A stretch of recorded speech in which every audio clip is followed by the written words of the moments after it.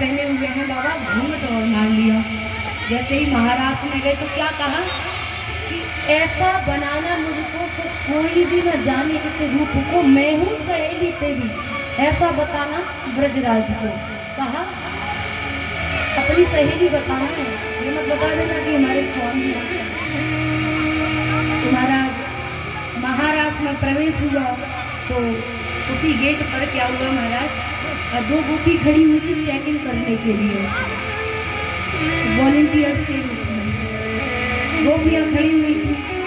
Checking हो रही है, जो भी स्त्री आ रही है उनकी पूरी चेकिंग की जा रही है, कोई कुछ लाया तो नहीं है, मतलब जैसे आज की भाषा में कैमरा, तो सभी गोपियों की चेकिंग हो रही है समंदर में। अब पार्वती मैया आई, पार्वती मैया जैसी आई तो उनके पीछे पीछे बाबा आ रहे मटकते हुए। अब बाबा जैसे आए पीछे हैं मैया, पार्वती आ गई। गोपी ने कहा अरे मैया आपको तो हमने देखा ये गोपी कुछ नई लग रही है, इसका जूड़ा कितना बड़ा है, कुछ अच्छा नहीं लग रहा है, ये कौन है? हमने तो पहली बार देखी है ये। पार्वती मैया सोचने लगी अब तो बताना पड़ेगा, सच नहीं झूठी बताना पड़ेगा। कहा अरे मेरी दूर की सहेली है, तो उसका भी मन हुआ महाराज देखने का, तो मैं साथ ले आई। अच्छा ठीक है ले जाओ। अब भगवान बैठे हुए थे सिंहासन पर, तो भगवान ही तो थे केवल महाराज में, और तो सब गोपियाँ थी। और जैसे ही भोले बाबा का प्रवेश हुआ, भगवान ने जैसे ही नजर गई बाबा तो भगवान तो पहचान गए, क्योंकि महाराज हर समय बाबा तो राम नाम के नशे में रहते हैं, ऐसे बरोबर चल रहे हैं। बाबा जैसे ही आए भगवान समझ गए। भगवान ने कहा रुको रुको गोपियों, एक काम करो, हम सभी महाराज रचेंगे, पहले पंक्ति लगाओ, लाइन लगाओ, 3 लाइन लगाओ, एक लाइन ये, एक लाइन ये, एक लाइन ये। तो लाखों की संख्या में गोपियाँ थी, लाइन लगी महाराज। भगवान ने कहा हम सभी महाराज रचेंगे, पहले सभी गोपियों को मोहरा देखेंगे, चेहरा देखेंगे। तो समझ गए बाबा भोलेनाथ घूंघट किए हुए, तो लाइन में लग गए। अब बाबा लगे हैं दूसरी वाली लाइन में, वो भी पीछे। अब तो मन ही मन में भगवान को याद करे, भगवान बचा लो ठाकुर जी छोड़ने वाले नहीं। तो अब पहली लाइन से महाराज मुंह देखना प्रारंभ कर रहे थे, तो जैसे ही भगवान ने देखा कि भोले बाबा दूसरी लाइन में लगे, तो कहा रुको रुको रुको, दूसरी लाइन से लास्ट से हम देखें। अब तो भोले बाबा परेशान हो गए, अब क्या किया जाए? तो भोले बाबा उस लाइन को छोड़ के तीसरी लाइन में पहुंच जाते हैं। भगवान ने कहा रुको रुको रुको, दूसरी लाइन से नहीं, तीसरी लाइन से करेंगे।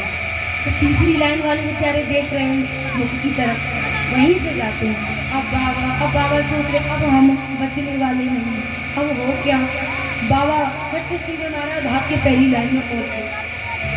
भगवान ने कहा अरे हम भी कितने मूर्ख हैं, हम तीसरी लाइन से देखो गिन रहे हैं, देख रहे हैं, अरे हम पहली लाइन से ही देखेंगे। तो पहली लाइन में आ गए। अब बाबा सोच रहे क्या करें, बीच में लग गए, बीच पंक्ति में लग गए। भगवान ने कहा हम पहले से क्यों गिने, तो बीच में से गिनेंगे। तो बोले बाबा कहीं गिन नहीं रहे। अब भगवान मन ही मन प्रार्थना कर रहे हैं, भगवान छोड़ दो, क्यों ये ड्यूटी करा रहे हो? महाराज होने लगा। जैसे ही महाराज हुआ तो भोले बाबा का महाराज नृत्य जैसे ही प्रारंभ हुआ, तो सब गोपियाँ, कोई गीड़ा बजा रही है, कोई बंसी बजा रही है, कोई पखावत बजा रही है, कोई महाराज पियानो बजा रही है।